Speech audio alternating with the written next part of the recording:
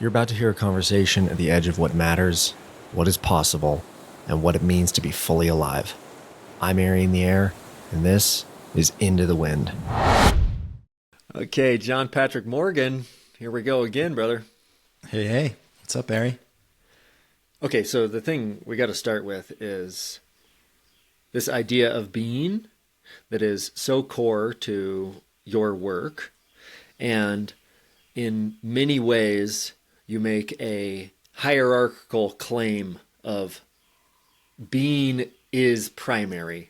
Help me understand this claim, why you think this is important. Yeah, cool. Thanks for asking. Let's define terms first a little bit, because there's a lot of meaning that people could make of that word. And I kind of like all the meanings that people give it, but I like to distinguish them and to know which one I'm talking about when I'm saying that.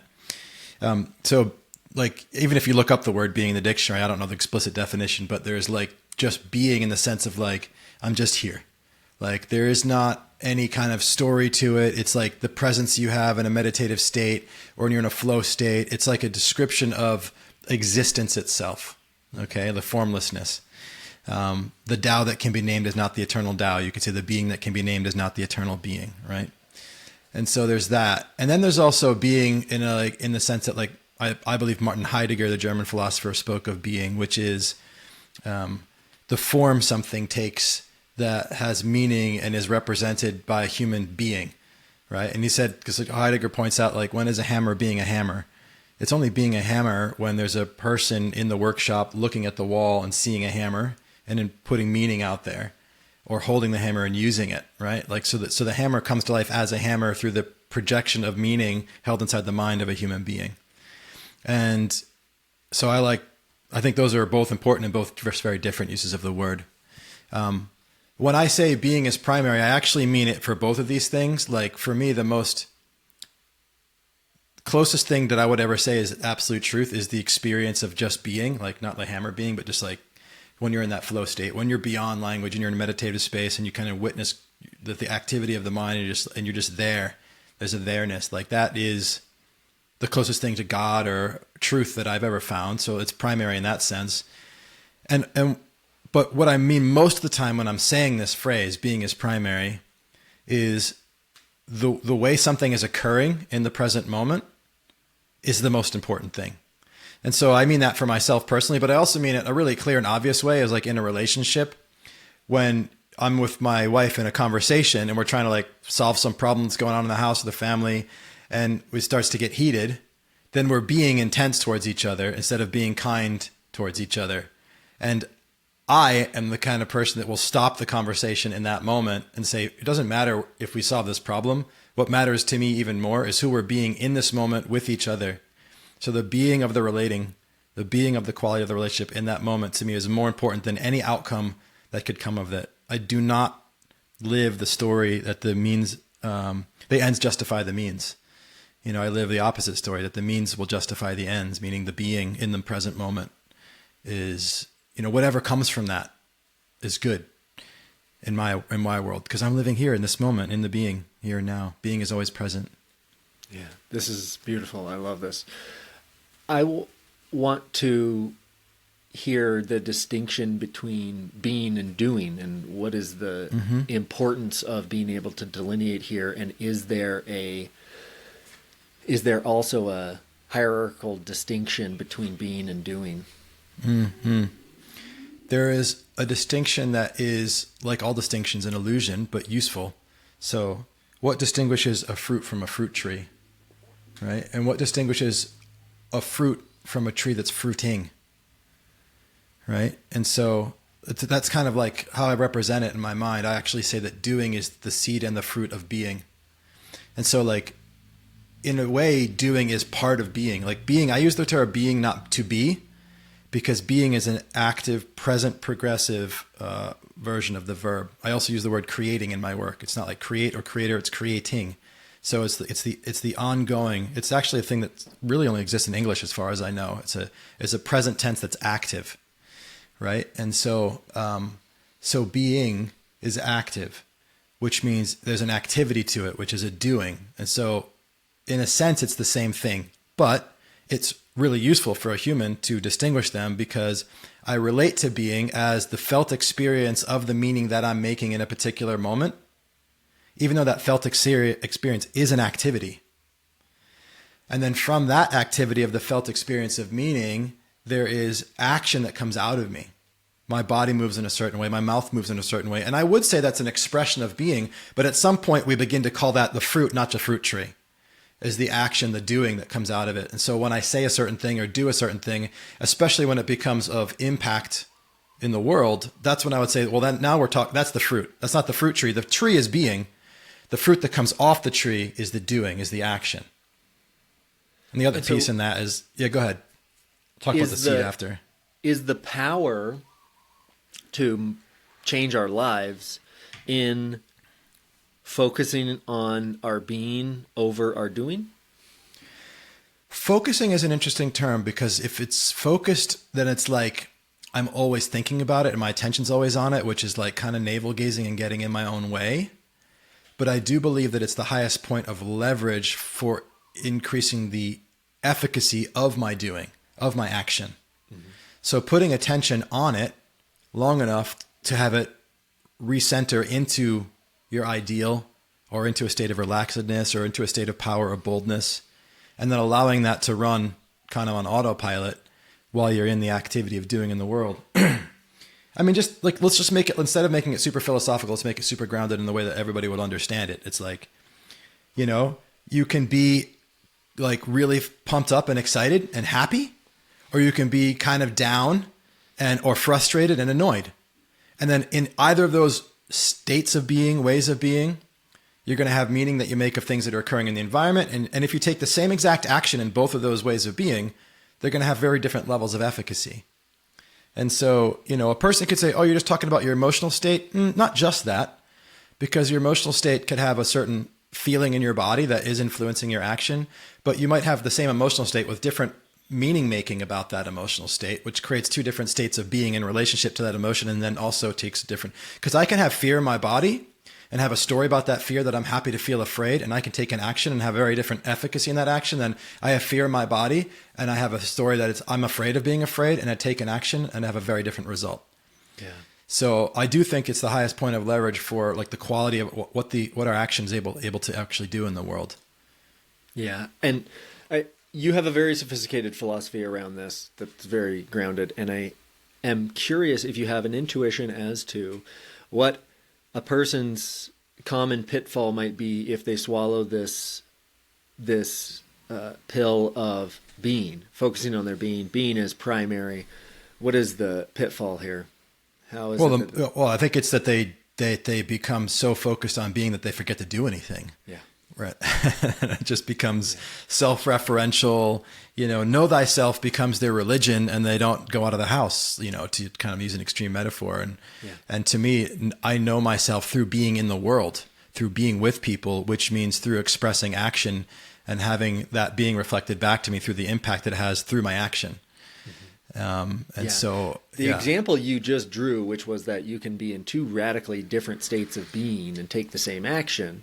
The thing that I thought was working out. It's like you're doing the push-ups in one state of being, or you're doing the push-ups in another state of being.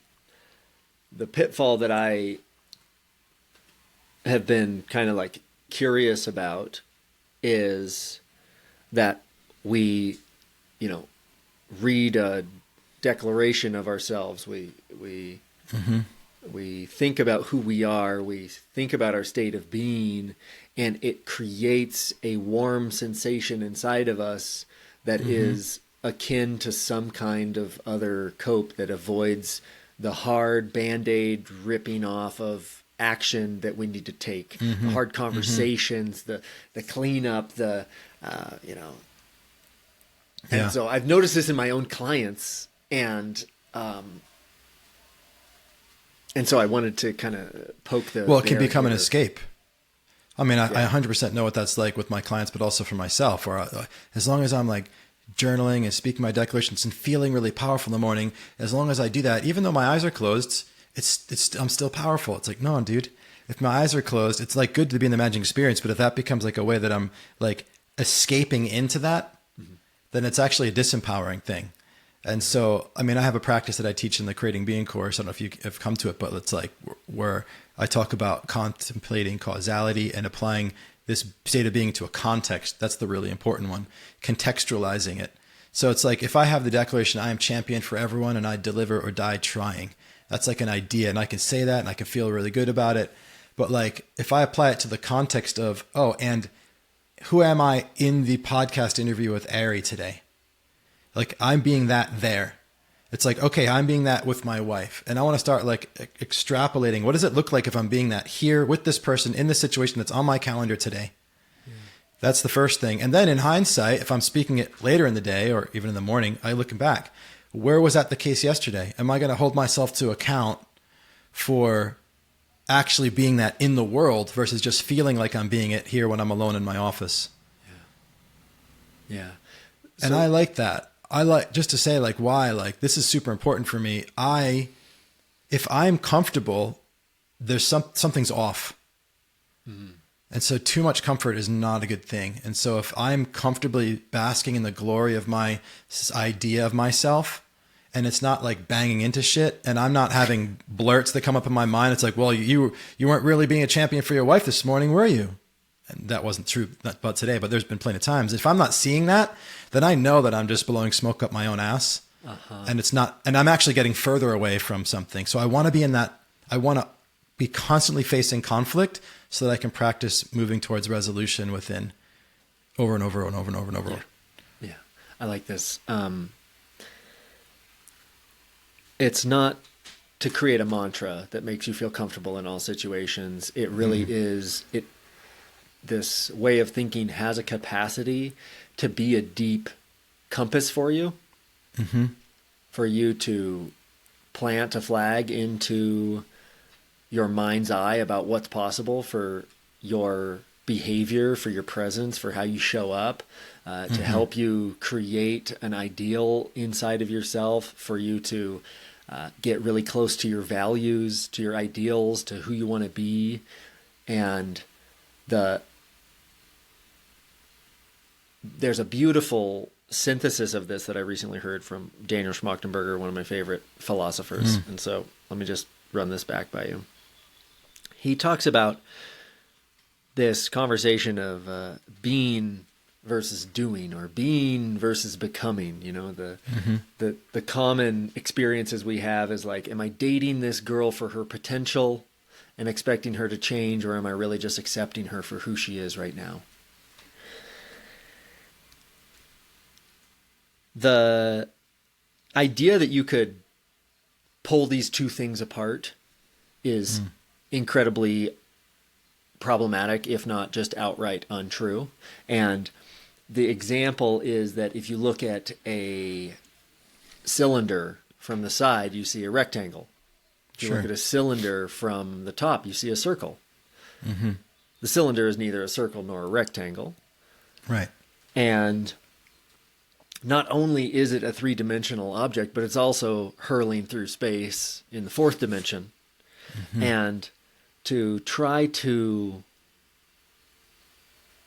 grok this correctly, you actually have to go from the perception that would see a rectangle or a circle, which is a flatlander, a two-dimensional being. Exactly. Yeah. And you have to come up an entire dimension in perspective. So that you can really see this thing for what it is and its fullness. Yeah, I agree. I would even add having in that as another dimension. You know, people often distinguish having from doing, or having from being. And I see the utility in that, but I also see the illusion in it. You know, like one of my favorite discoveries was that all having is being. So I don't actually have anything. I don't actually have anything. Before I got this house in Maui, this farm here, when I lived in Santa Monica, I was like, I don't know exactly how I came to it. I think I came to it through, oh yeah, I remember now. It was through missing my wife. I was hugging her goodbye as she was about to leave LA to go on a wine tasting in France. And I was missing her so much while she was in my arms. And then there were some days while she was gone that I didn't even think about her. I mean, it's like, you didn't think about your wife? I'm just being honest. Like, I was busy, stuff was going on. I wasn't missing her at all. And so like, I was missing her when I held her in my arms, and I wasn't missing her when she wasn't there. And so where is the missing? Oh, the missing is a way of being. It's a created experience. And so it's like, oh, that's all being generated as a way of being. And so I can miss things that I have. I can not miss things that I don't have. And that's where I started to think about the idea of having itself. And I was having a house on a hill in Hawaii every morning in my office in Santa Monica so viscerally. I was seeing it, I was dreaming it, I was feeling it, I was speaking to a podcast every day. I was publishing the same episode every day. I have a house, and it just is. And a year later, we had the house here. Like literally, we bought this house in Maui, and we're living in this house. And months go by, and there's some days where like I'm not really experiencing the fact that I have this incredible home. I don't have it any, because I'm not actually having it. And so it's like, oh, there's nothing that I have. Having is like, when do you have money? Like if somebody's like, yeah, I'm in. Do you have the money? Do you count it then? Or like, do you wait till they pay? And when they pay, do you have it once it's shown up?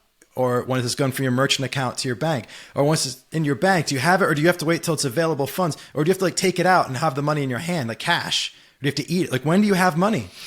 And like there's just an idea there's a point at which we have money, but like it's just an idea. And so all having is a created state of being. It's just like the hammer on the wall.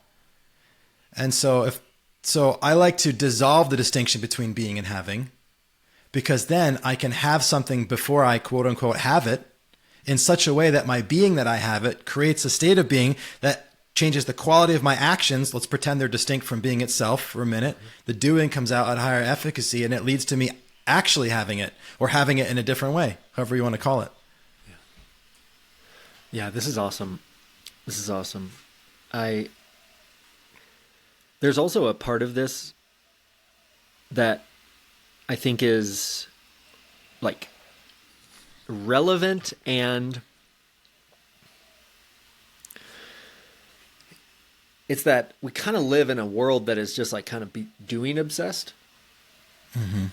It's kind of doing obsessed. So I kind of had the lurking suspicion that like it's not actually that important that humans like all together think about this, but in the world, in the conditioning that we have, how our world is shaped, this is like so fresh.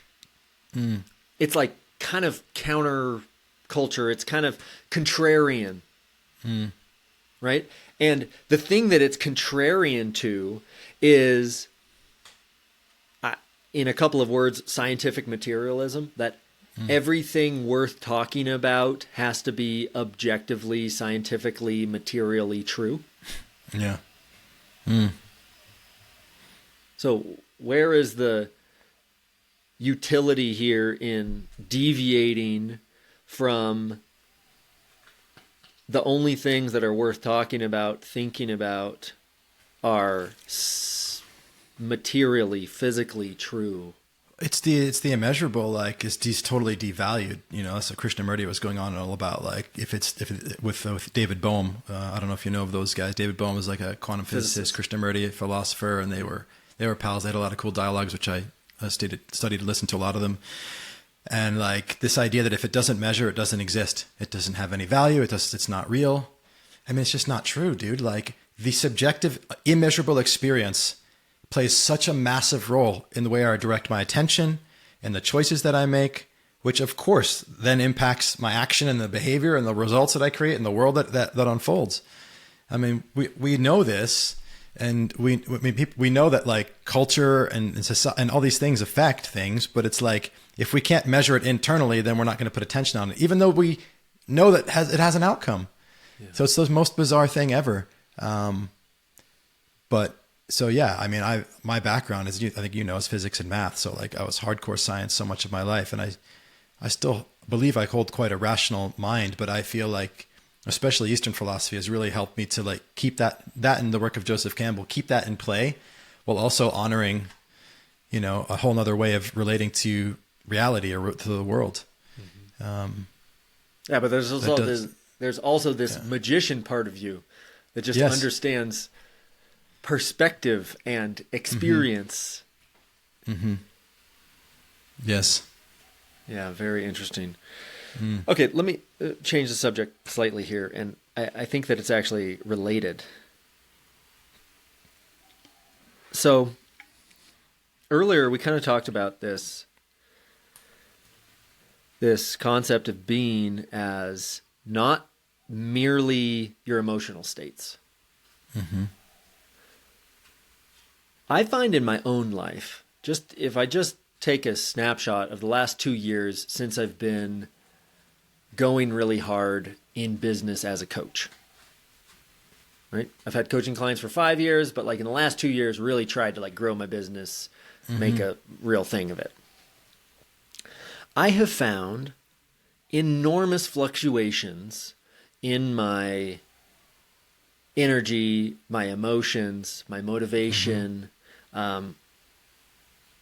so many ups and downs and peaks and valleys and some really high highs of insane productivity and creation and income, and some lows of wishing that I could have a job that someone would just tell me what to do. Yeah. Right? Mm-hmm.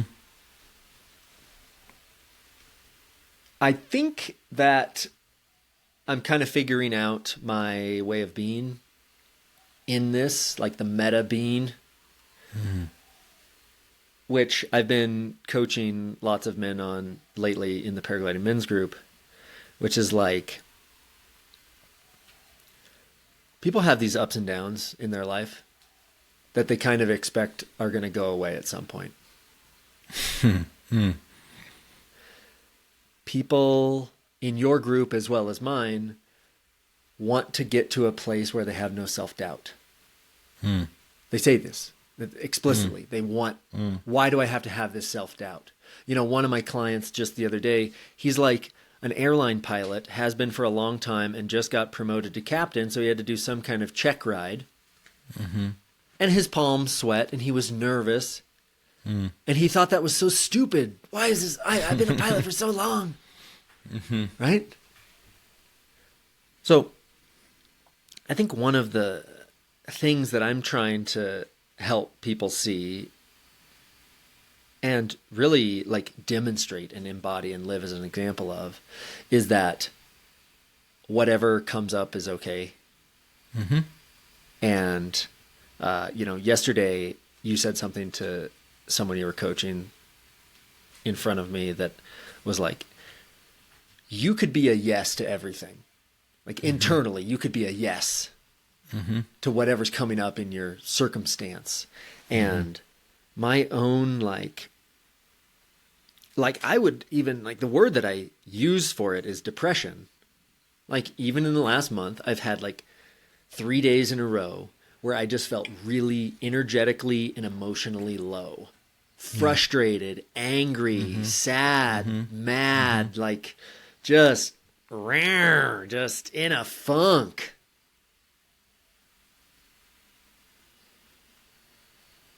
Some people think that this will go away. I'm at this point convinced in my life that this is never going away.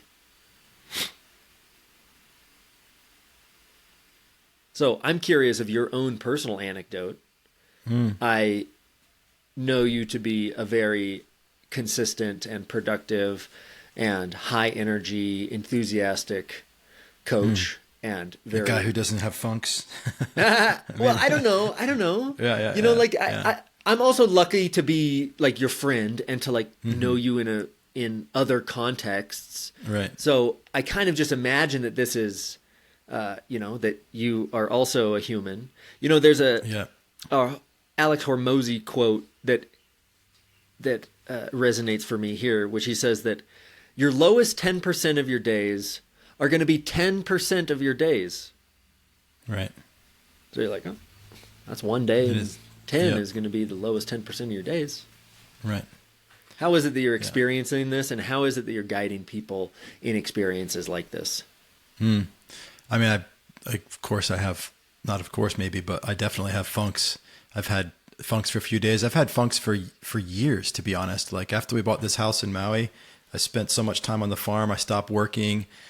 My expenses had gone up triple and my income went down triple. And that was like a problem, you know? And then I got into a real funk state because I'm the guy that's like helping you to live the life that you want to have and make all this money. And I was like struggling to just make ends meet here. And like, particularly in the work that I do, like you can have your dreams while I'm feeling scarcity became really difficult. And then I got like into a shame spiral about it because I felt like I was hiding it. And it was just, and then of course that's not very productive, you know, a way of being. And then of course making less money. So it was really, really tough. Some dark nights of the soul.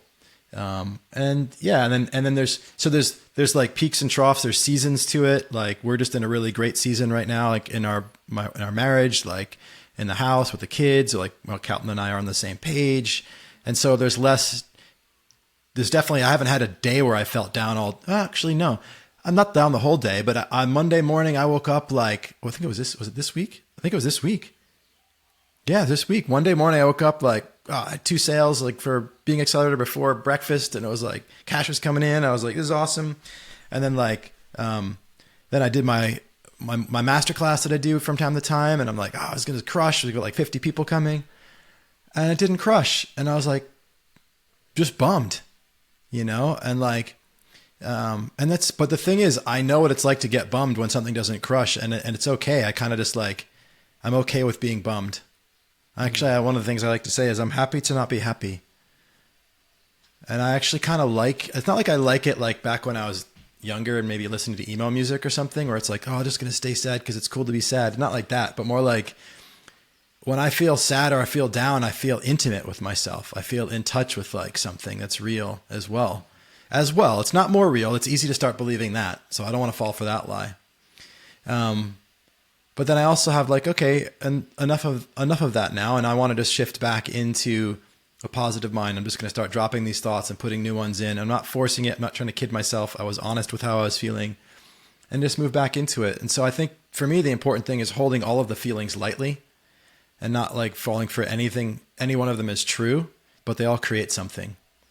And I like being in touch with things as they emerge. So, I think, of course, and I have come to the conclusion that I'm always going to have funks and down moments. And I mean, self-doubt, please. I would love more new self-doubt, maybe not the same self-doubt, but some new things to doubt about myself because I'm growing, expanding, having new experiences. But it's just, I've signed up for being part of the journey and doing shadow work. We haven't talked about that at all, but that was a big part of kind of opening to. Actually, I wouldn't say opening to. I would say that was a big part of letting go of the promise of enlightenment.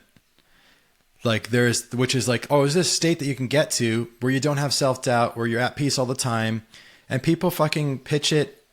And I have never met somebody and gotten close enough to them where you don't pierce the veil and you realize it's just a facade, you know? And so I don't try to hold up that facade. And at the same time, by showing up and sharing high possibilities and ideals, people will watch it and they'll just be like, well, you seem really consistent. You seem like you're always positive. It's like, well, from what I share. Yeah. You know, so, which, you know, it's a bit of more of a tangent, but I do think there's a utility in that and the functionality in sharing that aspect primarily, but like, let's not pretend we don't have the other side because that just creates more problems, you know? Yeah. There's, one of the ideals we talk about in the group is being a faithful witness. Mm-hmm. And it's easy for people to conceptualize what this looks like when, you know, someone is sad in front of them. Mm-hmm. Oh, your girlfriend has a hard day and she cries. You're like, can you just be there with it? They're like, yeah, I can do that. Yeah. But then when it's like, yeah, you're in some kind of funk, or you like your palms sweat when you're doing a check ride, or X, Y, or Z, you know, like your boss wants to like change your title at work and you have a story that's going to like harm your career. It's like, it becomes a bit harder for us to faithfully witness our own thing. Yeah. So it seems like a great reminder Yeah, it is hard to be a faithful witness. I'm not sure if it's harder for me to be a faithful witness to myself or to others. They're certainly so related. I think it's easy for me to tell myself that I'm a good and faithful witness to another person. But the reason I'm also saying, not just because I'm not sure which one it is for me, but because I also have the philosophy that like my capacity to be with others is an expression of my capacity to be with myself. Uh-huh. And so I do see them as like very synonymous actually. Yeah. And kind of just expressions of the same thing. But yeah, I find I experience you as very compassionate and very like, you're very effective as a coach, but you're also just very soft. And you like, I've been thinking about our differences as coaches as I've kind of experienced your group and your coaching. And so I want to ask you about, I wrote an article recently that's like the stupidest piece of advice that men get these days is that they should always just listen to their wives and never fix them. Yeah, that's stupid.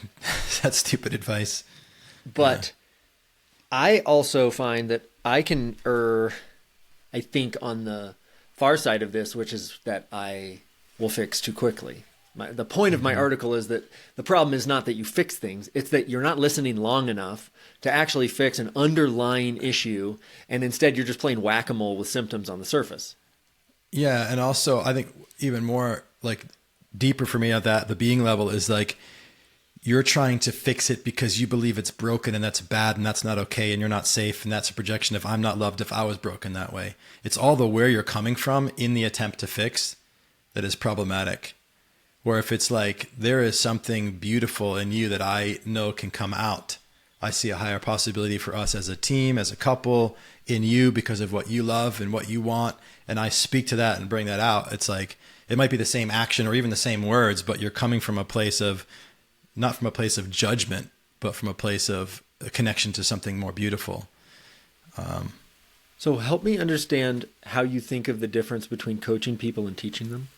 This is kind of like something I've been like, am I coaching this person or am I teaching this person? Yeah, I don't know. I can try to make up a distinction, but my desire when you speak those words together is to have them melt into one thing. It's kind of like the doing and the being. I guess it serves a function to call it one or the other. But like at this point for me, the only utility in distinguishing those words is like business and marketing. Because what I want to do is to have an impact on you. Mm-hmm. And if you are receptive to that impact being something called coaching, then that's what I'm doing. If you're receptive to it being something called teaching, then that's what I'm doing. Because I just want me being with you to have you be more free, experience more love, and have more power in your life to create more of what you desire for you, your family, and for the world. Yeah. I could get with you and like, let's make up a distinction, but I don't really care. Interesting. Yeah, I think for me, the difference like that I'm holding is whether or not I'm going to tell someone something or whether I am going to ask them questions in a way that leads them to the thing themselves. I mean, that distinction is very popular, and it certainly, if you go to get a coaching certification, they're going to tell you that's what coaching is. I didn't go to coaching school. Yeah. It's all about the client. You just ask questions. I didn't go to coaching school. I had coaches that told me exactly what to do when I was a kid playing sports. Do this, do that. I was like, They weren't asking, hey, how do you think you should dribble the basketball, John? Like that's not what coaching was when I was younger. My martial arts, they were not coaching. They weren't asking me questions. They were telling me what to do. Yeah. My mentor, Steve, was the ultimate coach. Like once in a while he'd ask me a question, but usually it was just telling me things and telling me what to do and giving me advice and sharing possibilities and pointing me in directions, So I haven't had that much experience of it, of coaching as that. By this. Yeah. Good. Yeah. Yeah. Did you go to coaching school? Like, no. Where'd you learn that? You're not usually a status quo guy. Where'd you pick up the idea that you have to ask questions to be a coach? Well, it's interesting. I've been a part of a number of like different groups in the last, years around Yeah. coaching and business and my own Yeah. transformational groups and in men's groups. You know, I've seen a lot of So other you just picked up on it. Yeah. facilitators and seen a lot of different things. And I've been watching you coach a lot lately. I'm not that conscious of it. Do I ask a lot of questions? I mean, You do.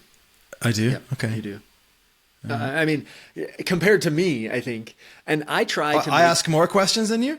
I think so. I don't know. It's hard for me How to know interesting. because Yeah. I don't like witness myself coaching. In the same way, I don't know how much. Yeah, exactly. Yeah. But I would welcome you to come into the paragliding men's group to see my coaching. Yeah. Yeah. No, but you know, one thing that I try to always do is when someone shares with me, I always try to let me reflect this back to you so I make sure that I have it right. Before I coach you on anything, let me make sure that like I know what the hell we're even talking about here. It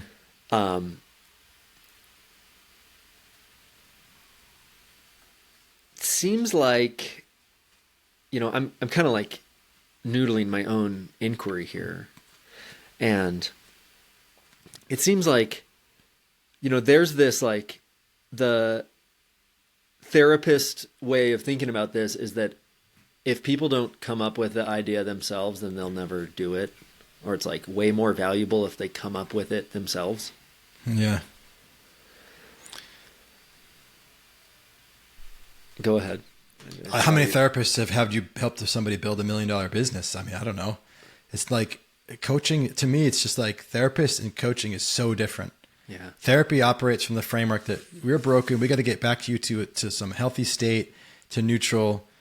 Maybe sometimes it helps. I mean, I read the book Bad Therapy and it just validated so many of my concerns about therapy. You know, it's a lot of that self-referential thing. Is not a lot of outward expressed action in the world that you're not actually testing anything. And it's just a different outcome. Like for me, it's like, I want to help you to create something in the world and in your life through creating a new way of being in you. We're not trying to get back to neutral. We're not trying to return to something, and we're not starting from the premise that something's broken. And so, you know, so much of it is different. And therefore it makes a lot more sense for me to not just assume everything is within you. You have everything you need. Here's a paragliding wing. Good luck. You know, it's like, what the hell? You don't have everything you need to do that safely or to do that well. And so it's obvious to us with something like paragliding or driving a car, but it's like, I don't know. It's like, if for some reason, I don't know if it's not obvious or if we've got like some story around it's not okay to say to somebody, you don't have the mental capacity. You don't have the way of seeing the world. You don't have the capacity to be with your emotional state. You don't have the consciousness to navigate this, to lead this company, to take this action, to make that ask effectively, to talk about your business and your fees in a way that people are going to be able to experience and hear the value. You don't have that. It's not in you, and you're not going to find it inside you. And to me, that's a beautiful. This idea that we can do it ourselves and it's all within us, it's very isolating. And it's like the fucking hammer that makes us stay by ourselves. I call it the DIY lie.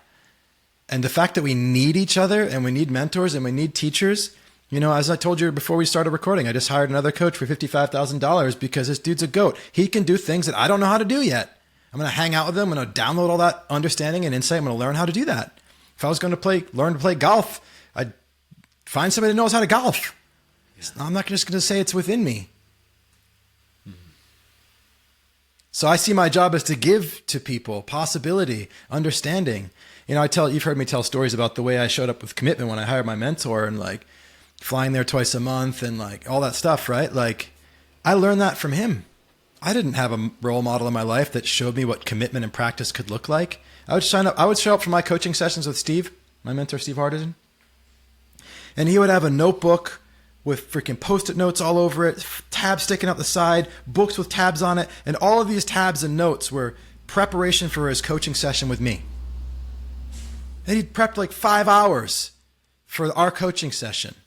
It's like, I've never heard of a coach prepping for more than 5 minutes, never mind 5 hours, bringing notes and things, and then putting it all down. All this is for you. And we don't have to go into any of that. What would you like to share?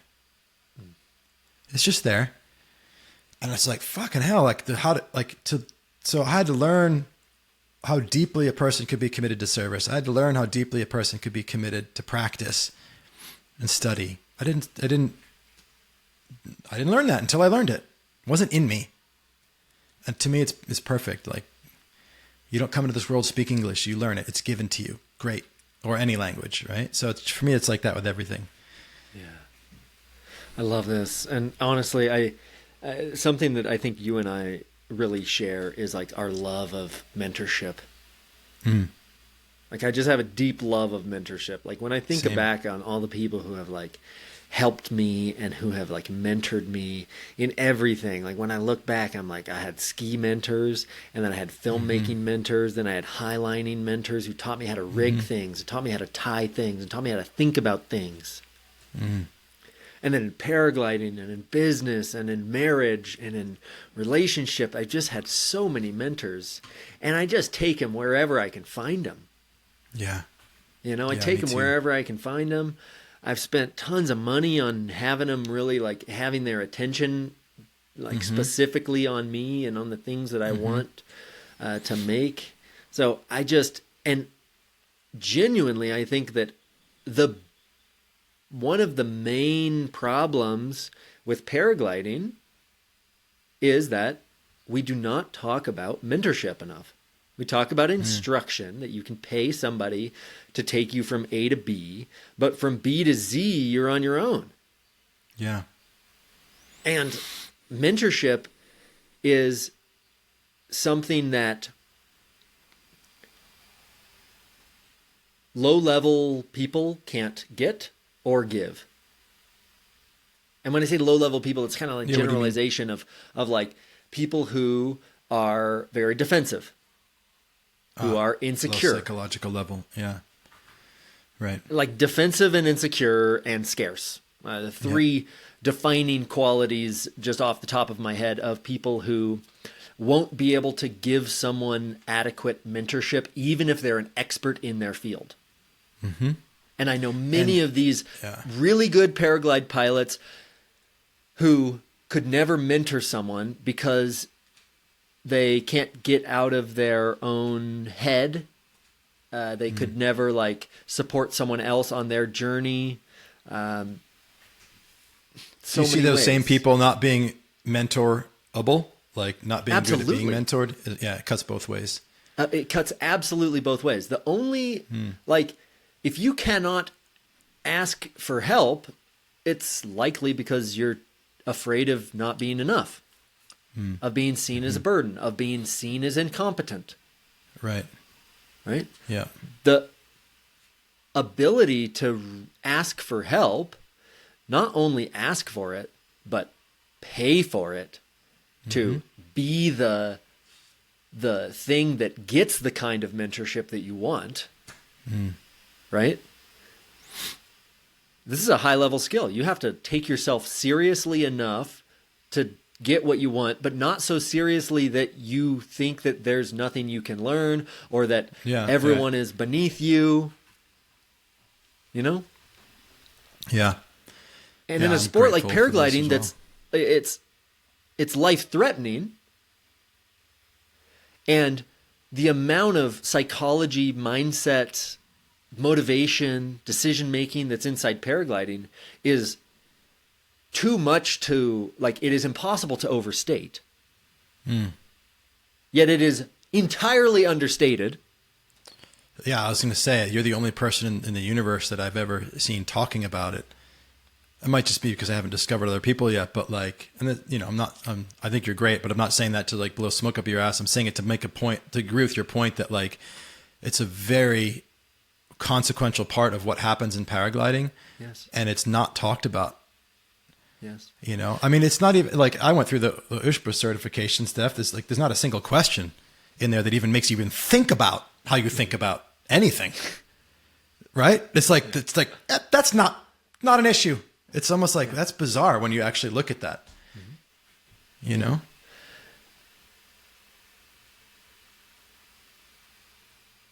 There's a lot of talk about risk. And then the only other thing that kind of nudges its way into the conversation is the term ego, which is a knot of about 10 different things that are happening in a paraglide pilot's head and heart and mind, that the pixelated image that we craft is, we call it ego. You know? And it's not to say that that's not useful in any way, but the conversation is often useless. Or well, I'm just thinking of this for the first time right now, but it seems that there's an entire collective shadow in paragliding, right? That like is there's a collective not looking at it. You know what I mean by collective shadow? You know what I mean by collective shadow, right? Absolutely. Like, yeah. Well, just as an individual paragliding pilot, there is the shadow of who am I being that's having me make this choice to fly today, to fly in these conditions. And I don't want to look at that person. And so, and I don't want to look at the reality of the consequence of something not going right so much.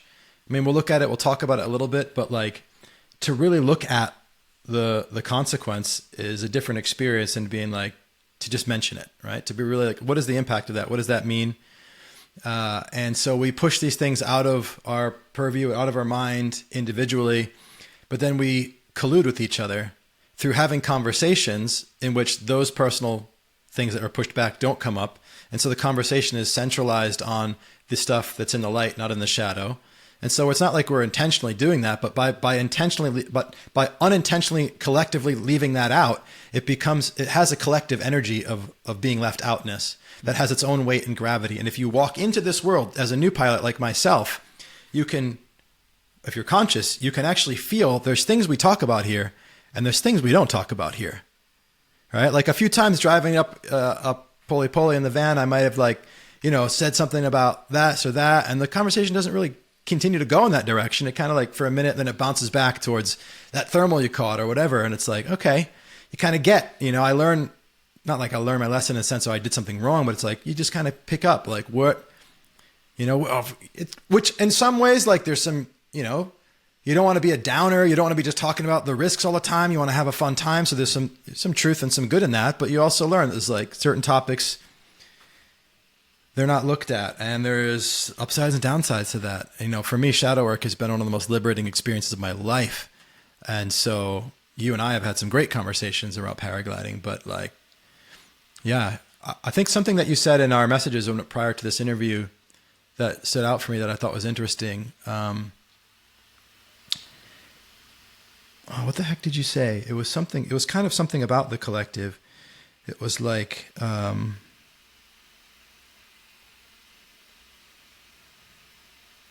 can't remember right now.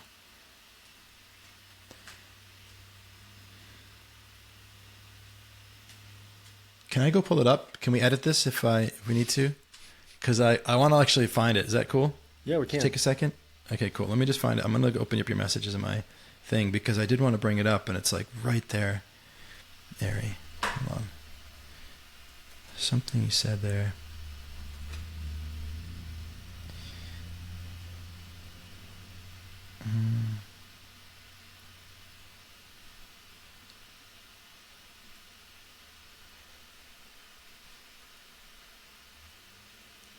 Let's see.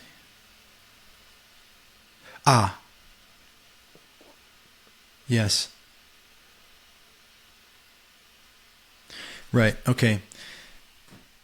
The thing that you said in your message was about, a couple pilots that had accidents that we've talked about. And what you said is like the impact, the way that we respond to those accidents has on the community. And it kind of reminded me of like when COVID first kicked off and I was like, holy shit, like I need to get my rest tonight so that I have a strong immune system, so that I don't get sick, so that I don't kill my neighbor. Right? Like it became obvious to me how inextricably entangled we are and how my health isn't just about me, but my health is about the health of my family and my community. Mm-hmm. Like when I fly to LA, like leave the whole COVID conversation aside, but when I fly to LA from Maui, it's like, I'm going to get good rest. I'm going to eat well because I don't want to bring something back and get my wife and kids sick. Yeah, I don't want to get sick, but even more, I don't want to get them sick. Mm-hmm. Okay. And so it's like, wow, like that's what you said in your message that really stood out for me, is like waking up to the responsibility we have, not just to be a safe pilot for our own sake, but maybe even more so for the sake of the entire community of paragliding pilots, how we fly, how we, don't get accidents. And then also, if we do get no accidents, how we respond to that and how we meet that consciously, explicitly, because of the impact we're going to have based on how we relate to it, because of the culture that it contributes to. Which comes right back to what you were saying before of the things that we talk about and the things that we do not talk about, which we talk about the conditions. We talk about the glider. We talk about the pilot vaguely. But, and I don't think that there's some perfect way that we can talk about our accidents that's not going to startle people out of their slumber and out of the sport, ultimately.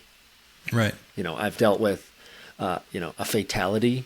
I watched a guy die paragliding and pumped on his chest for an hour while life flight came. And then 4 weeks later, my best friend crashed into the top of a mountain at sunset and started this huge rescue. Those two things significantly impacted how I see the sport and how much I wanted to do it. And fair enough. Fair enough. I think one of the things that we are missing in paragliding is the capacity to talk people out of paragliding. Yeah, what does that mean if you talk somebody out of it? I mean, I like to think that I'm one of the few people who will. Right. No, I'm not saying you particularly, I guess. I mean, like, what does a person assume that would mean if they were to tell somebody, yeah, maybe you shouldn't paraglide? They might be afraid of what that means about them and their paragliding. They might be able to not be able to distinguish those two things. It's happened before. I've done it a couple of times. And the specifics seem relevant. There was once a man who was 70 or in the excess of 70 years old who had become a full-time caretaker for his sick wife. And his paragliding was an escape. And how it typically goes in the sport is that people do things in a way that is underskilled or seemingly reckless. And the way the community typically responds is, you're going to fuck this up for us, for everybody. You're going to screw up the access. You're going to yada, yada, yada. And it actually doesn't integrate. By threat. Yeah, it's like you treat this person as a threat. Instantly. Right. Like this is the inherent scarcity of the paragliding community in America. Yeah. Yeah. I can relate to it. It's like fear-based parenting. Oh man. Like, you need to behave because if you don't, then I'm not going to be a parent that's a good parent and people are going to judge me. And this is so let me scare you into behavior. Yeah. And on Hawaii, this is a really, really powerful force in Hawaii. The access is so fragile. It's so fragile. If one thing happens, we're going to lose our access. I'm going to lose my business. I'm going to go broke. I'm going to be homeless. Whatever spirals out in the people's heads about why the access is so sensitive and why they treat people as a threat. And I'm not saying that any part of that is ostensibly untrue. I am just saying that there is a thread in American paragliding, I would say deeply connected to how litigious of a society we are in. Totally. It's not just paragliding. Sue people. Yeah. Because it's very different in all France. Industries. Right. It's very different in France. Right. It's very different in France. So in this particular example, and what I think that the paragliding community needs to be able to do in regards to pilots who are acting recklessly or dangerously or don't seem to have the skill or don't seem to understand the level of risk that they're taking is the delineation between calling people out and calling people in. I was hoping that's what you were going to say. Yeah, 100%. Because what I told this man was, And I did it in front of a group of our peers and people who, he's, occasionally around and are my family, basically, my chosen paraglide family. And I told him, brother, we love you and we want to have you around. You are totally welcome to be here and be a part of this community. And we will personally help you build the skills that you need to fly safely. But currently you don't have them, and I don't want to see you flying. It scares me. I worry about your physical safety. I worry about the impact that an accident will have on me. Right? And I don't think you're that far from being able to fly safely, but you need something, and we're here to give it to you. But until then, we're happy to have you out, but I don't want to see you flying. Or trying to fly. This is the problem. He would basically get his glider out on launch, and he would not be able to launch it. He'd get drug all over the place. It's like we fly in really high wind here all the time. And it was just gnarly. Like he was having miniature crashes, small accidents. So we need to have this capacity to call people in. And all we have right now in America is calling people out. Yeah. It's not paragliding. It's just that's the world we're seeing it in right now, but it's everywhere. It really is, cultural. right? Yeah. It really is. Yeah. But what an opportunity, to make a difference, to serve, to build a really profitable business by just having the whole business model be calling people in. Yeah. And figuring out how to cut through the momentum of calling people out and have calling people in land and have people say, "Oh, wow, this is better." And I want to be part of that conversation. I really like that. I like the challenge in it. I like the opportunity in it. You and I both do this in our business all the time. We do. Yeah. It's like everything is an invitation. Even if they pay us thousands of dollars to be their coach, still everything I tell you is an invitation. It's not like I'm going to show up at your house and be upset that you didn't do what we talked about you were going to do. Yes. And at a deeper level, again, the being of it, calling in versus calling out could be different actions, but they could be the same exact action coming from a different place within you. And that difference, I think, is I am not judging myself for the thing I'm calling you out for. Therefore, it becomes me calling you in to awareness about it. If I'm being an irresponsible pilot and I don't want to acknowledge that and I'm beating myself up for it and pretending it's not there, and then you are being an irresponsible pilot, the way that I call to you is a call out, is a judgment. It's like, dude, what the fuck? You're going to screw it up for everybody. Because I freaking secretly judge myself for that, and it's like, but I'm going to put it on you. Whereas you're like, man, I am honest that with myself where I've taken risks that I did, that weren't right for me and blah, blah, blah, blah, blah. And I've confronted it and I'm okay with it and I'm at peace and I'm not mad at myself. I don't feel like I'm less than. And I see somebody else showing up that way. I can be like, hey dude, let me put an arm around you. Let's go for a walk, and let's just talk about this. For me, the calling in versus calling out that becomes possible when I'm okay, to go back to what you're saying before. I'm okay with me. I'm okay with the world as it is. I'm a yes to everything. So when I say I'm a yes to everything, I have this distinction: allow everything, accommodate very little. Right? So I'm a yes to whatever's occurring, but I am a constant, persistent expression of my desire for the more beautiful possibility onto the world at the same time. So I'm relaxed about it, but I'm going to talk your ear off about something else that could be, Yeah. And I think another element of this that instructors and the community struggle with is admitting their fear. It's like, when I see you do that, I am scared. It scares me. It scares me. And I know what it's like for people to crater in front of me. I've been there. I've done that. I've seen people get hurt. I've done 5 helicopter extractions in paragliding. One of them a fatality.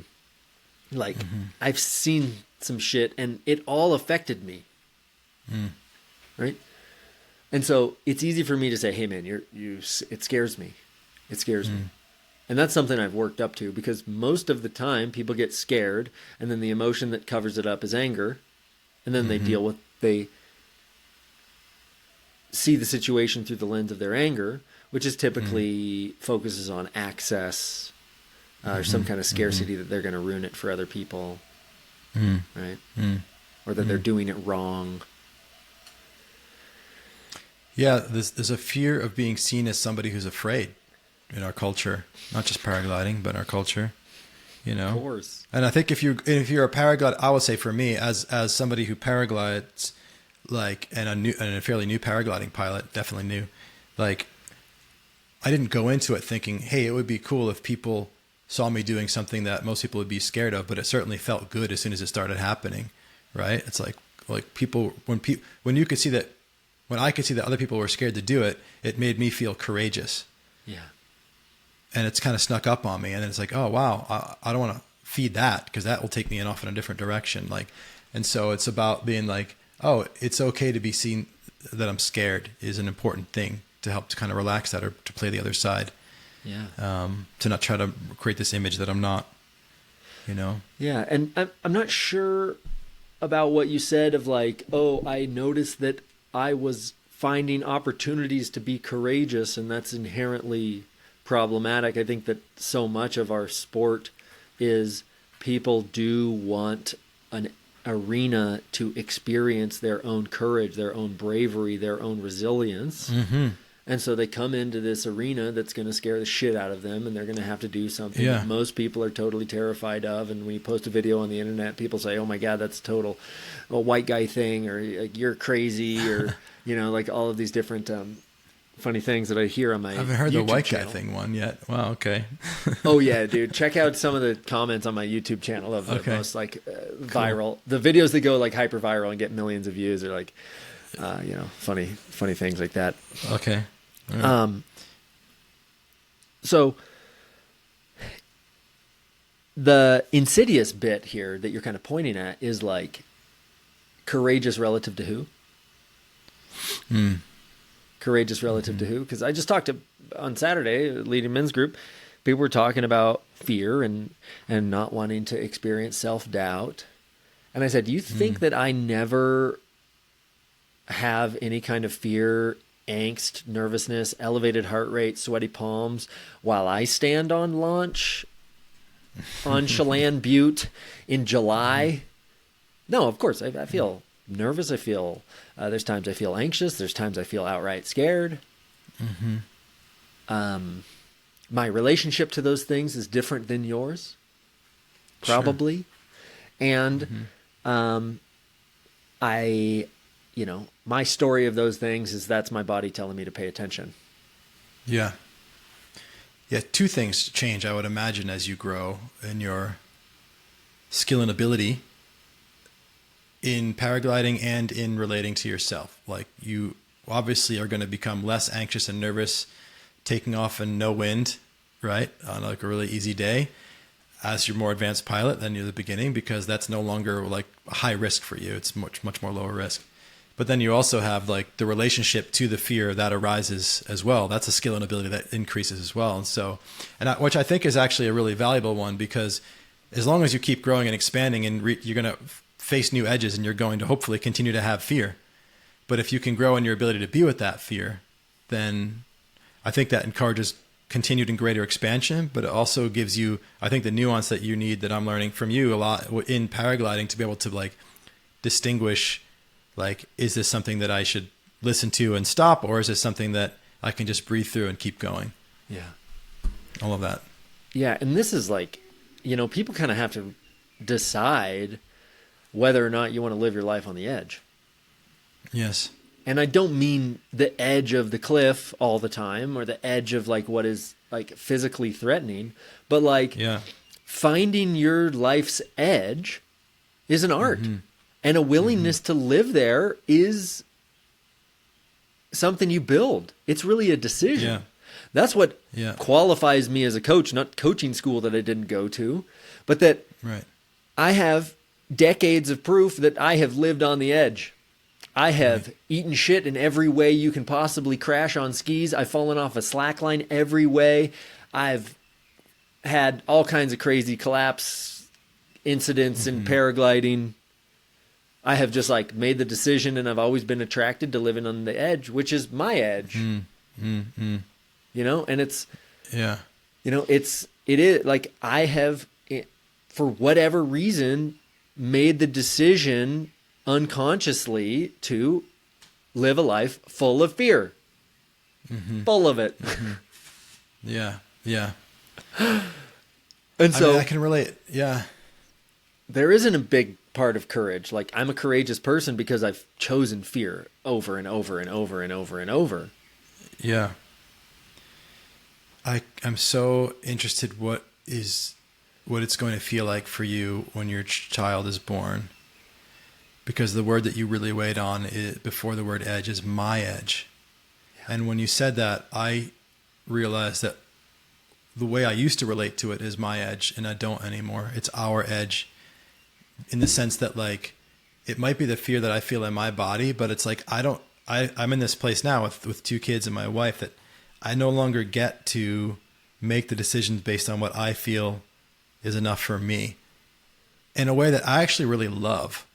And it's maybe just for 20 years, you know, till my kids are on their own. And then it's like, I kind of have sometimes this fantasy that, like, the more adventurous version of myself will return. Like, maybe you could call it higher risk, like, as once they're kind of off and out.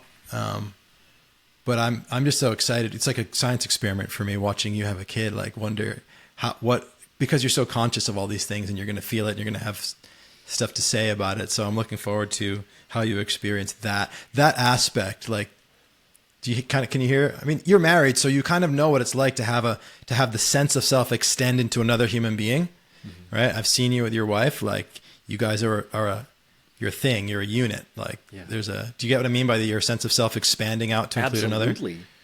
Yeah, Absolutely. just yeah. like, it's like 10x that, or when you have a kid. It's crazy. Yeah, and I think on our last talk we talked about Eric's death, my friend dying in the avalanche. Right? Did we? And that was like, Yeah. that was like a distinct moment where dealing with his girlfriend was like a huge wake-up call for me. And he didn't just lose his life, she lost her other half. Absolutely. Yeah. And, you know, I remember being in the parking lot and she wailed, "We were supposed to have babies."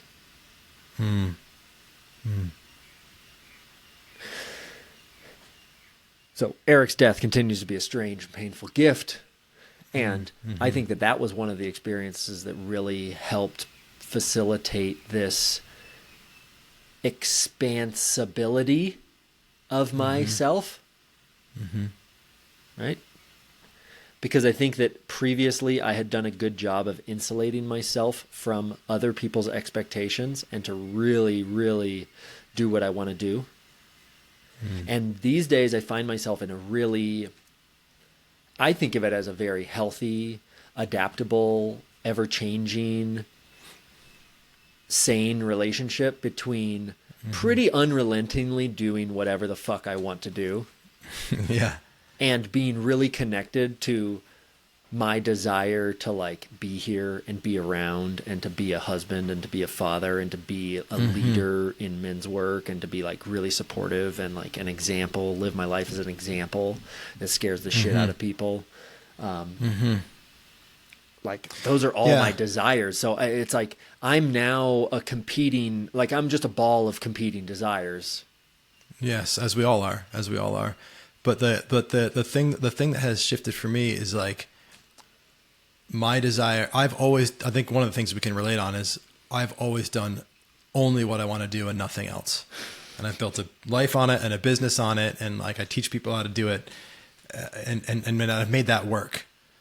And, like, to, like, a degree that, like, frightens people. So I think you can relate to that. Like, I'm not fucking doing anything I don't want to do. And the I that I reference has expanded to include other bodies and mouths. So I'm blessed that I don't have a wife or kids that are saying, Dad, I don't want you to paraglide. But if they did, I can tell you right now, that would be a massive limiting force for me because I am them, right? Like my dad doesn't want me to paraglide, but like I've separated from my father enough to still, to not have that include my sense of self. But with my wife and kids, it's not. So yeah, it's just an interesting place to be exploring. The other thing that you said that I was curious to ask about that really stood out for me is the idea of having an arena in the real physical world to practice something, to be in something, right? And that's actually one of the things that I've tried to, I don't know if I articulated this in our last episode that we did, but like, that's one of the things that drew me to paragliding, that I was enjoying about it when I first got into it. And I think is drawing me back as this season, starting up again here. I call it a season because it's been raining for a month. So nobody's been flying. Polypoly's been closed. But anyway, like it's paradoxically like I actually want to become a more conservative person. And so having an arena to practice something at high with a potentially high consequence, to practice making decisions where I'm make responsible decisions that actually lower my risk, actually gives me the opportunity to practice actually being more conservative. Where I can't actually feel that conservatism if I'm not facing a consequence, if I'm not conservative. Mm-hmm. Does that make sense? Absolutely. Yeah. And so having that arena actually is like, it's kind of like the thing before, like there's just being, I'm being, but like, are you actually testing it in the real physical world? Mm-hmm. And that's what kind of like turns me on about it is like, I shared with you in our private messages about like one of my fears of going back to flying was like, I paralleled it to like the reason I don't CrossFit anymore is I know that I have a propensity because I'm so competitive to push my body to the point where I get injured. I've shown that over and over and over again. And I can tell myself that I'm going to go to CrossFit and this time I'm going to be responsible. I'm going to put the weight down or I'm not going to try to push and win in the WOD if it's going to cause injury. I can tell myself that, but I know in the back of my head that I don't trust that because I've shown enough times that I will just push past it and I'll get hurt. And so I've stopped CrossFitting and now I do more calisthenics and stuff. And so it's like, so for me to fly again is like, I have to create a deep enough trust that I'm not going, that I have to trust myself that I'm going to make the decisions that are in my best interest. So and so the arena becomes an arena to develop that self-trust. And while I love flying, I also really love that opportunity. Mm-hmm. There are other places you can get it too that have less consequence. Yeah, of course. Well, yes, you can, but like, how much of a role does the fact of a consequence play in the capacity for that arena to give you that thing? I think it is relevant, but it is perceived consequence here in paragliding. We often are pretty like intellectually connected to a hypothetical consequence, but we don't know what it's like to have a broken femur, broken back, to be paralyzed, to be dead. Right. Yeah. So it's kind of a perceived consequence, and it really is only relevant to our fear of the consequence. Sure. That's true. Yeah. Which is what often gets twisted as we get more and more experience. Is not the consequence never changes. It's our fear of the consequence. It's the shape of the consequence in our head. Mm-hmm. And what you said about self-trust is so relevant, and it is interesting to hear from someone of your it's interesting to hear from you particularly of these stories of lacking self-trust, just lacking self-trust in CrossFit and in paragliding. I paraglided with you for a couple of days and I experienced you as very conservative. Very like you wanted my oversight, my input. You were very willing to have my mentorship. You would take any critique or adjustment that I gave to you. And you also wanted to take the slow road. That was just like a desire that it seemed that you had, which when I was learning, I did not want that. I wanted the fast road. I wanted the hard road. I wanted the like... Well, the first time I did my 20s, it was different, but things have changed. Yeah. And so I guess I'm curious now, just like specifically about, we texted back and forth a little bit about your waning stoke for paragliding. Yeah. And I'm curious what the factors are. I think it's the waxing fear. I think that's all it was. Having a couple accidents happen locally with, and then like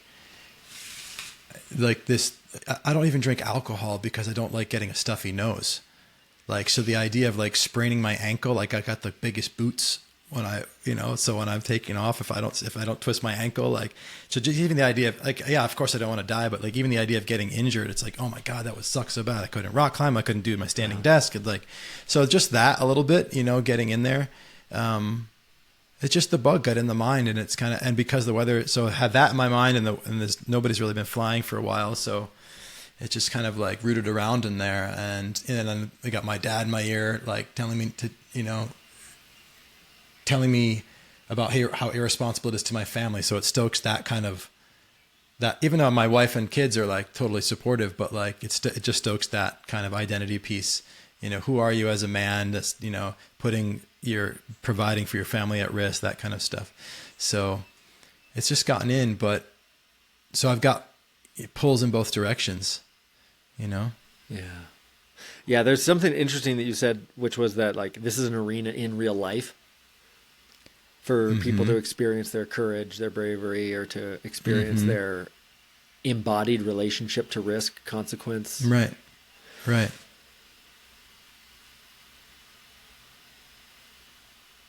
It really highlights for me how much of our sense of risk, threat, fear is social and perceived. Yes. It's kind of like I've been overcoming perceived social fears for so long, and I keep doing that. And it's like, there's just not there's like every single time I overcome one, like there's no consequence.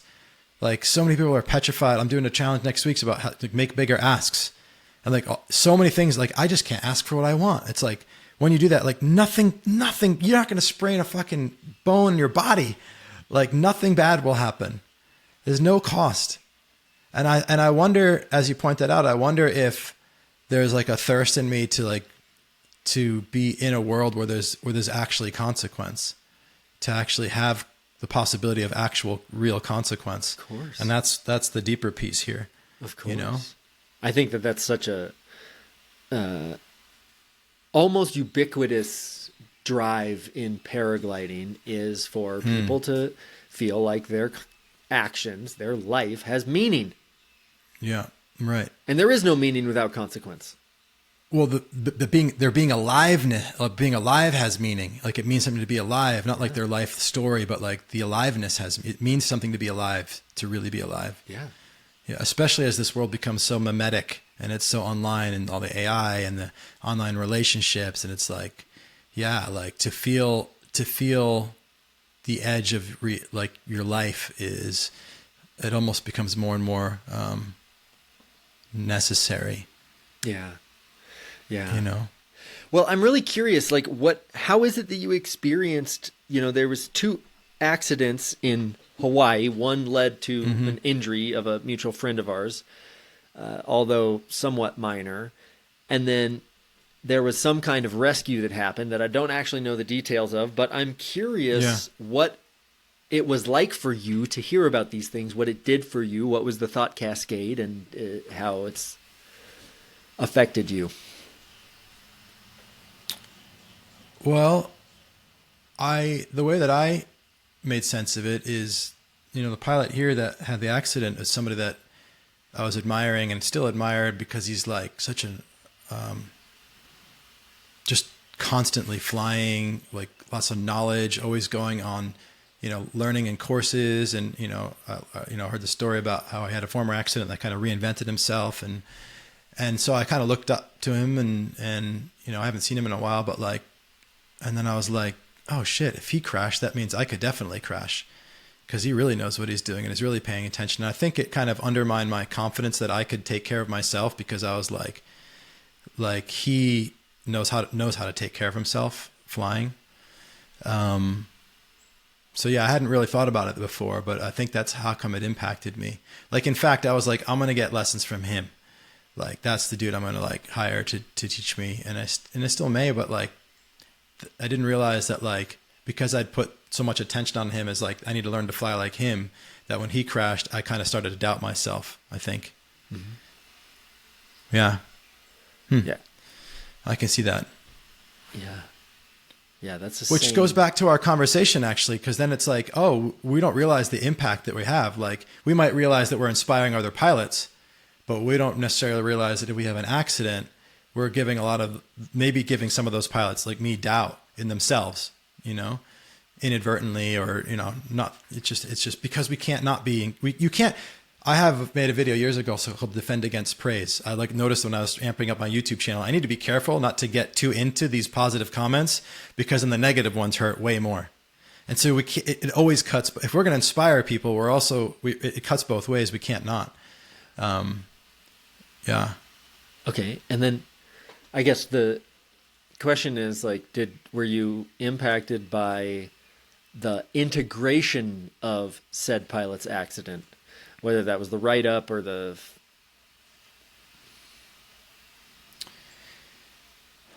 I think it was, I was kind of looking for, like, this is the first time I've seen it happen. So I was kind of looking for, like, is this how we talk about it? Is this the extent of it? Like, I don't know where I don't actually know where the right place to point responsibility is, to what degree, because of the lack, you know, I've only had 80 flights or something at the time. So like, how much, it was just kind of like, oh, this is kind of like, there's an explanation of what happened. And it's like, that's something to watch out for, but I won't be flying that kind of wing anytime soon anyway. So that means I'm okay, but something still feels more scary now than it did before. So yeah, I didn't really know what to make, how much sense to make of it. Yeah. And there is a bit of confusion. There is a bit of like, there's just an increased sense of the unknown there for you. Yeah. I think that's it. Yeah. So it becomes even harder to like calculate your risk, to hedge your bets, to be conservative. You're like, am I being conservative? You're like, well, I'm not doing what he was doing. Right. But he's at a much higher skill level. So it's just conservative at what I'm doing or not, you know? Yeah. So yeah, it's, okay. What about the other accident? There was some kind of rescue. It was on like the North Shore. I didn't know much about it. I always saw the news, which was very little. And somebody was like, you know, ridge soaring on the North Shore, which isn't that common over here. So I'm sure it's not the safest place to do that. I have been ridge soaring before. Like, well, I guess it's not really a ridge. It's the Dune du Pilat in France. It's like dunes. So I kind of know what it's like to go up and down and stuff. Yeah. But those are, I think, probably much safer than the lava rocks here in Maui. Because I certainly bounced off the sand a few times and it was just kind of funny. But like, this was in my 20s. But yeah, so I don't know what happened. I guess that one didn't affect me as much. It just kind of like lopped it on the pile. Somebody died paragliding in the Big Island, this year as well, or the end of last year. They think the death happened in the sky because it didn't look like a crash. Like it was like a heart attack, cardiac arrest. It was an older guy. So they found him. But it didn't look like, didn't have any brakes or anything, kind of just gently landed. You think it was already dead when he landed. So, but still, so it's just like numbers. I think it was just the other one we were talking about was the only one that actually impacted me for what it was. And these were just numbers that to add on the heap of like, oh, this is a thing, you know? Yeah. Well, I think it's really sane that they impact you. Yeah. If it didn't impact you at your level, then I think you would be crazy. Right. Yeah. Especially with people you know, mentors that you have having accidents. Yeah. Yeah. Yeah. Yeah. Yeah. And my friend here, who's an instructor, like, he's certainly not pushing me to fly. You know, he's not like, you know, he's had an accident in the past and he's like, you know, it's a real risk, man. So he just kind of like, he's not pushing me one way or the other. It's just kind of like, it's just kind of there. But like, I definitely, now that the weather's clearing up and it's warmer, I can feel that like, oh man, I really want to just like run down that field and be in the sky again. Like just at the end of like last time I was flying, I was just starting to figure out how to get into a thermal. And it was like, I had finally gotten comfortable just, you know, sledding, I guess you call it, like going in still air. And it's like, I got this. And then I was like, holy shit, you know, I'm going up. This is what I wanted. And it's fucking scary. And, so it's, yeah, I'm feeling the itch for it. And I think what I'm excited about, like I was saying with the arena, I'm excited to practice being hyper conservative and flying. Yeah. Like I love both. I love that, like the Taoist, like the yin and yang, the both. How can we do both? Yeah. Well, how can I be the safest soaring pilot? We've got to talk about the middle path here too, because the amount of times I've seen accidents come from people being underconfident is as many as overconfident. Oh, tell me about that. Yeah. I mean, I hadn't even thought about it, but it makes sense. I think. It takes commitment to do something well, you know? Yeah. I don't really challenge me on this, but I don't relate to being super conservative as being underconfident. Like having doubt is different than. I agree. And I think that's why I draw the distinction in the first place. Okay, good. I think that's why I draw the distinction in the first place. It's like, and this is true in anything, in anyone's life. Conservative is relationship to consequence and risk, and confidence is how sure you feel that you're up to snuff for the task at hand. And underconfidence is as dangerous as overconfidence. Sure. Yeah, I can see that for sure. But we never talk about that in paragliding. Yeah. There's a lot of fear-mongering in paragliding. And fear-mongering leads to people being underconfident. Interesting. Okay. This is good, because at first when you said it, was like, I'm not underconfident, man. I'm fucking confident. And it's like, oh, well, interesting. What if I'm not? What if I am being underconfident? What if I am more capable of being a safe pilot here on Poly than I'm being, because I'm conflating conservatism with underconfidence? I think that's worth exploring for me. Like more certainty in the launch, is gonna create a better launch, of course, right? So at least from an underconfidence place. So that's a really good point. I'm gonna definitely think about that. And it's difficult. It's difficult. Being a paragliding instructor is not an easy thing. It's really scary. Yeah. It's really scary to be responsible for other people's lives and their health and their bodies and their outcomes. And it's a sport that has an X factor that is totally unpredictable and uncontrollable. We're just dealing in the realm of like a lot of different factors. And generally, I don't think that instructors are as honest or as upfront as they should or could be around this. And it ends up that we get a lot of superstition and fear-mongering in paragliding.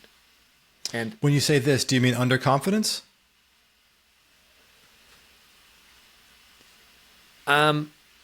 Like the superstition and the the fear-mongering basically,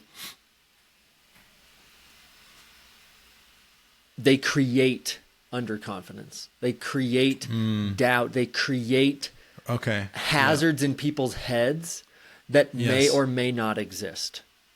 Right. And I have.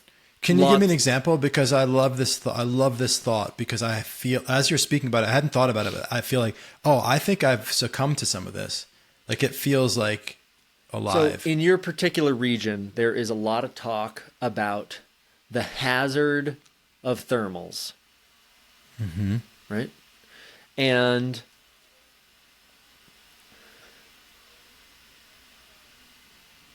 the reason that is a difficult statement to make broadly is that on any given day, you might have the most benign, smooth, perfect, approachable, accessible, easy, beginner level thermals coming up the hill at Poly. It might be the perfect place for a beginner to learn how to paraglide and to fly thermals. And instead what you get is this generalization of the place. And this is not just true about your place. It's like paraglide pilots make up myths about the places as if the place on Earth, the physical terrain, is what is the relevant factor, where when you really travel the world for a decade, paragliding all over the place, you realize that the terrain is actually much less of a factor than the atmosphere above it. And definitely different places in the world have much different patterns, much different consistencies, much different flows of the atmosphere that is above it. But the atmosphere is what you paraglide in. You don't paraglide on the terrain in the first place. So the atmosphere changes so drastically in any given topography that it makes the discussions about topography almost irrelevant. And the nuance of what, because I'm from Pine Mountain, which is the reputation that Pine Mountain has in the world is that it is atomic thermals. That we are in a high desert, that the thermals are really, really strong and rowdy. And on any given day, it could be totally true and completely and totally false. And it can be that in one single day as well. You can have an hour of really intense conditions followed by 6 hours of perfect cross-country conditions that are totally easy to fly. And so the mistake that's being made here is that we are warning people about fears that don't always exist, instead of helping them understand the conservative path and the skills that one would need and how to build them so that they could start flying in more and more active air. Say. Right? Which is like, it's like, if you want to start thermaling, what you need to be safe thermaling is active piloting. You need to be able to control the glider as it flies through various different textures of air. Right.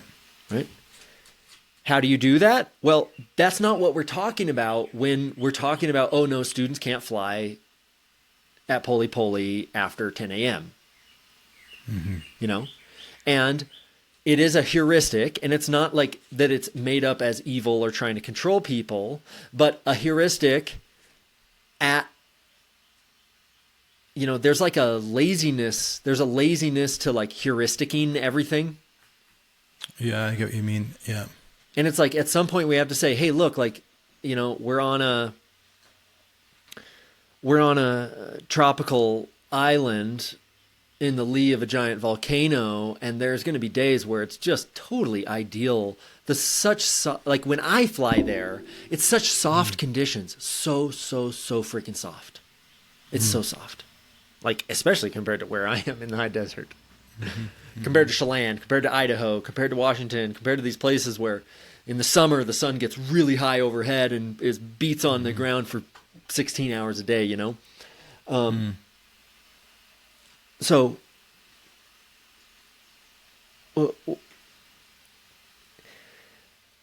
as parents, we don't want to just heuristic our children into being afraid.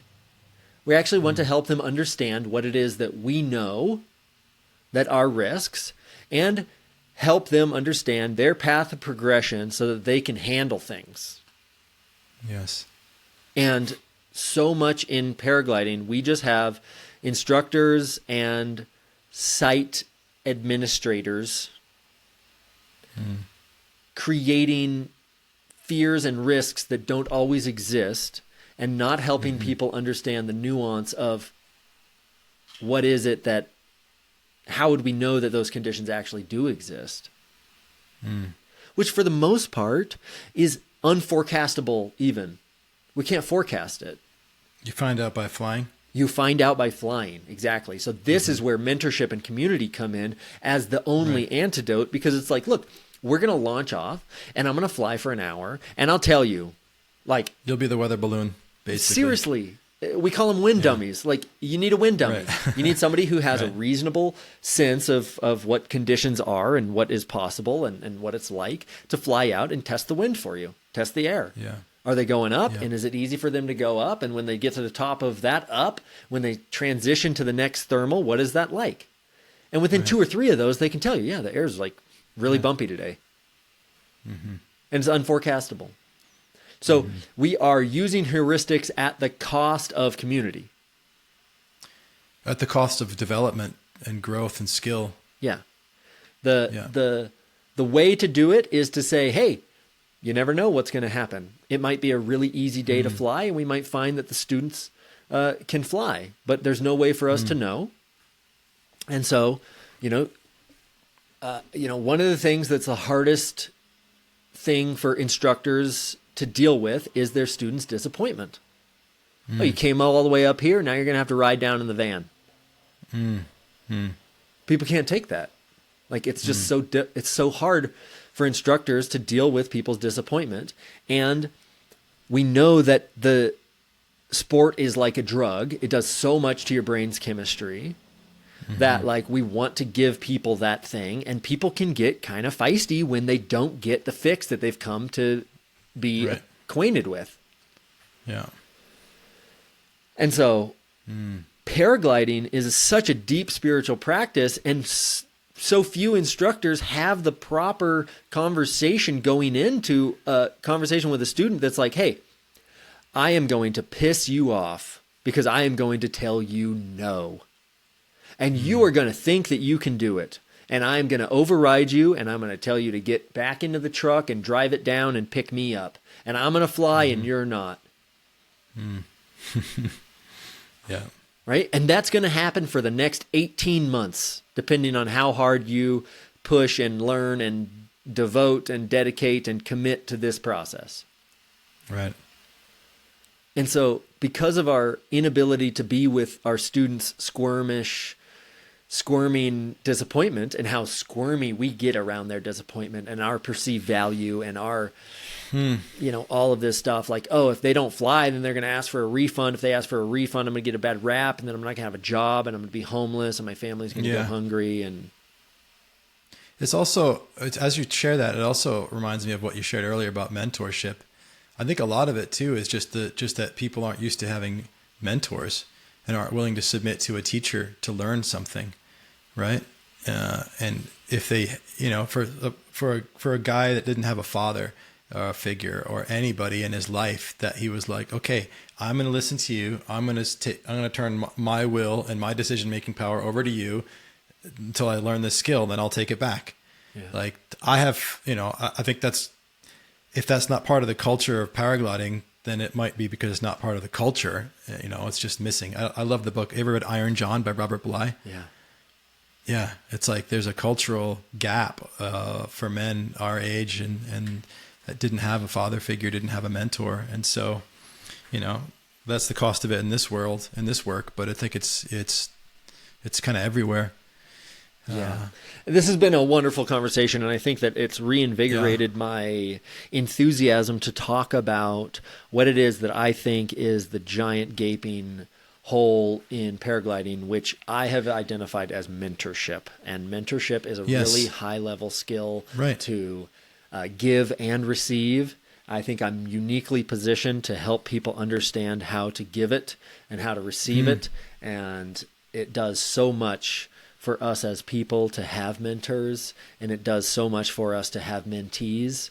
I just am so grateful that I'm in a position where I have so many mentees all over the world who I've worked with online, who I've taken on paragliding trips since 2018, who, in the men's group and all of this stuff. And also I am so warmly held by all of my long series of mentors, yourself included.